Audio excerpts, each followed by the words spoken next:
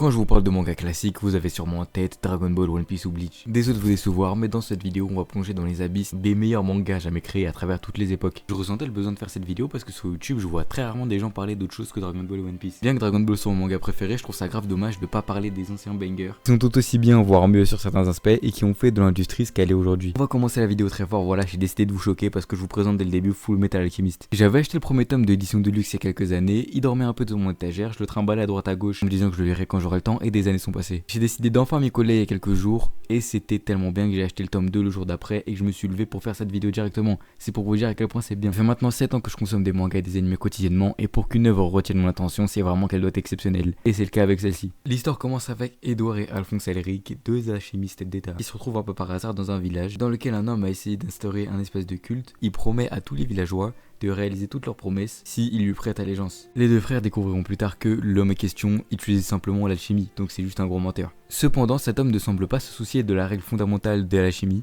l'échange équivalent, qui consiste à offrir quelque chose de même valeur à ce qu'on souhaite obtenir. Et tout ça est dû à sa pierre philosophale qu'il porte à son doigt. Une pierre qui permet à celui qui la porte d'ignorer cette règle et donc de créer à l'infini. Les deux frères sont à la poursuite de cette pierre pour ramener à la vie leur mère qu'ils ont malheureusement perdue suite à une expérience qui aurait mal tourné. Plus tard dans l'aventure, nos héros se rendent au quartier général des alchimistes. Son collègue lui arrange un rendez-vous avec un alchimiste qui est spécialisé dans tout ce qui est expérience humaine, mais avec des animaux. Et on est d'accord, ça sonne étrange. Mais le plus terrible dans cette histoire, c'est que cet alchimiste a fait des expériences sur sa propre femme et sa fille. Edward devient fou de rage, son frère le calme et au final, ils vont le laisser tranquille. Et cet alchimiste aura malheureusement la vie sauve.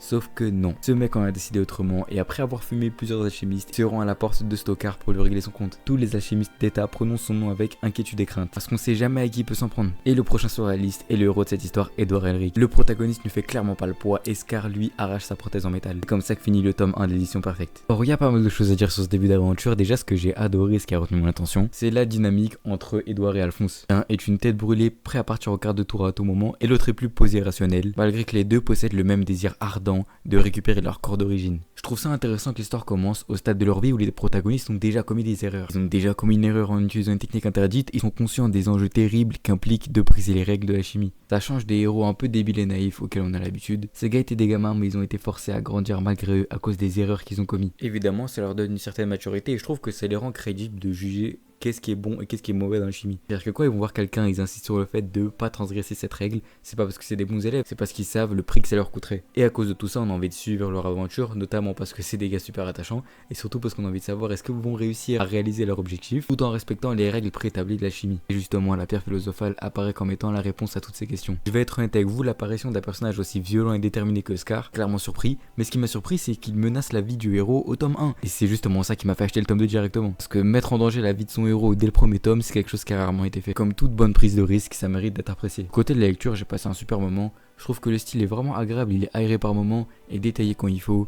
Évidemment dynamique quand ça bouge, le découpage, etc. nous fait vraiment sentir la tension. Ça change de certains comics que j'ai lu récemment et honnêtement c'était un peu relou de passer 20 minutes sur chaque page. Je sens vraiment que l'autrice a fait des efforts pour que l'histoire se lise de manière fluide et compréhensible. Et je n'ai pas regardé l'anime donc évidemment je vous recommande le manga. Et ça sera le cas pour toutes les œuvres que je présente dans cette vidéo. Le prochain sur la liste, je suis super content de vous le présenter parce que je suis quasi certain que vous entendez jamais parler sur YouTube. Il s'agit de Détective Conan. C'est un manga que j'ai découvert il y a à peu près un an à la Fnac parce qu'elle était dans la sélection des tomes à 3€ et vu que je suis un grand fan de commencer des séries et jamais les terminer, je suis reparti chez moi avec le tome 1. J'ai relu le tome 1 spécialement pour cette vidéo et je me rends compte que le début de l'aventure est un peu sombre. On suit le jeune Shinichi Kudo, un détective brillant qui va un jour résoudre un meurtre qui se passe devant lui pendant qu'il est en date au parc d'attraction avec sa copine. Lorsqu'il va surprendre les gars qui étaient vraiment derrière ce meurtre, il va se prendre un gros coup par derrière. Les brigands vont lui faire ingérer de force un poison qui va faire fondre ses os et le rendre tout petit. Et bien après ça, il peut plus retourner voir sa copine. Il va se faire passer pour le neveu d'un proche en prenant le surnom de Conan Edogawa, un détective dont il est fan. Son corps a rétréci mais pas son cerveau, il reste quand même super fort et il a un esprit de déduction ultra développé.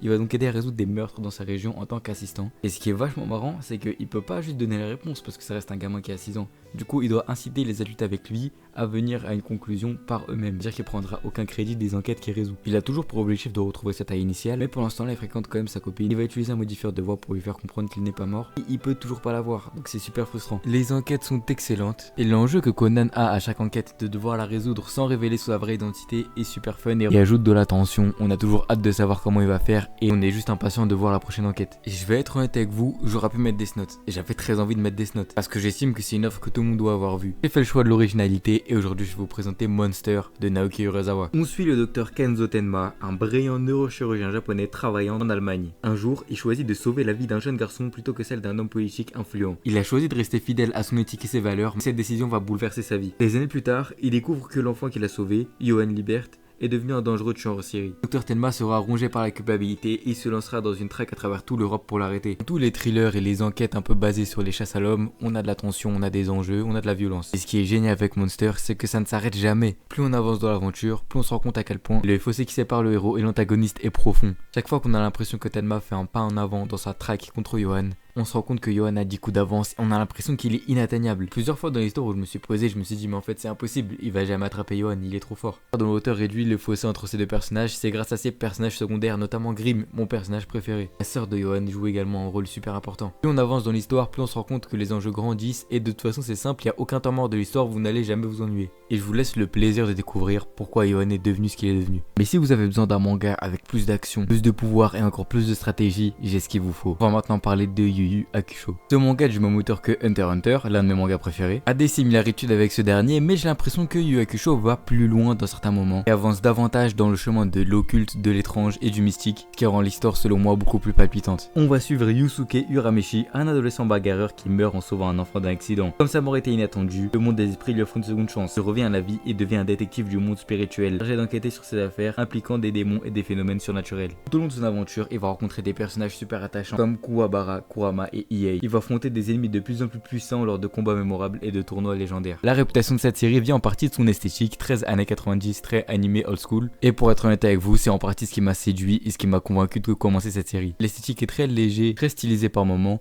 mais il devient aussi très sombre et dynamique. J'adore le fait que dans cette série, la moralité de Yusuke Urameshi reste quand même un élément central de l'histoire, étant donné qu'il était un petit voyou de 14 ans avant de mourir. Ce que j'aime encore plus, c'est qu'il fait le choix d'aider les gens et de mettre sa force au service du monde spirituel. Pour être honnête, à certains moments, j'avais vraiment l'impression qu'on était dans un jeu vidéo, avec des donjons, des mini-boss, des quêtes, et enfin des boss finales épiques pour lesquels on regrette pas d'avoir attendu. Si vous avez aimé Hunter x Hunter et surtout l'aspect un peu sombre et spirituel, vous allez adorer Yu Yu Hakusho. Et enfin, on va conclure cette vidéo en beauté parce que je vais parler d'un manga dont personne n'a parlé ces 10 dernières années sur YouTube. Je vous présente l'Astéro Inuyashiki. C'est l'un des rares mangas qui m'a fait pleurer dès le début. J'étais tellement attaché émotionnellement, l'auteur nous prend vraiment par les tripes. La situation de départ est vraiment terrible, mais vous allez voir, plus l'histoire avance, plus le héros gagne en assurance et en force. L'histoire de Ichiro Inuyashiki, un homme de 58 ans méprisé par sa famille et confronté à une maladie incurable. Après un étrange accident impliquant des extraterrestres, son corps est remplacé par une machine extrêmement puissante. Il utilisera ses nouvelles capacités pour aider les autres et sauver des vies. Malgré ça, un autre survivant de l'accident, Hiroshi Shigami, choisit au contraire d'employer ses pouvoirs de manière destructrice. Deux individus sont dotés des mêmes capacités,